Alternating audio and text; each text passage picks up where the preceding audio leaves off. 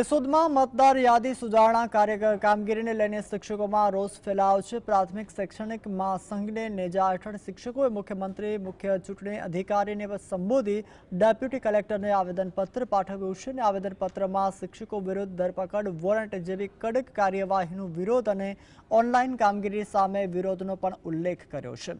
ખેતીકામમાં અને ઘરે હાજર રહેતા ન હોય એવા પણ અરજદારો અનેક બહાના બતાવી સહકાર આપતા ન હોવાથી કામગીરીમાં વિલંબ થતો હોવાની પણ ફરિયાદો ઉઠી છે। એક જ બૂથમાં મોટી સંખ્યામાં મતદારોની એક જ બીએલઓની કામગીરી શક્ય ન હોવાથી વધુ બીએલઓની નિમણૂક આપવા અને શિક્ષકો સિવાય અન્ય કેડરના કર્મચારીઓ પણ જોડવા પણ માંગ કરી છે। કામગીરી અણઆવડતથી શરૂ કરવામાં આવી છે। આનો કોઈ જાતનો રોડ મેપ નથી। પહેલાં એમ કહેવામાં આવ્યું કે તમારે ડિસ્ટ્રીબ્યુશન કરવાનું છે ફોર્મનું। હજી અમે ડિસ્ટ્રીબ્યુશન કર્યું નથી તા કે તમે કલેક્શન કરવા માંડો।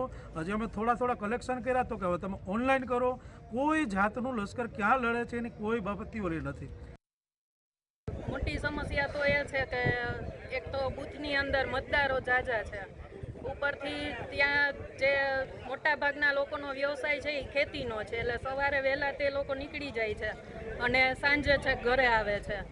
એનું કામ એ અધૂરું મૂકીને કંઈ ઘરે આપણા માટે તો એ રોકાવાના નથી। તો જે આખા દિવસમાં જે અમને કામગીરી સોંપે છે તો એ અમે દિવસે તો કરી જ નથી શકતા।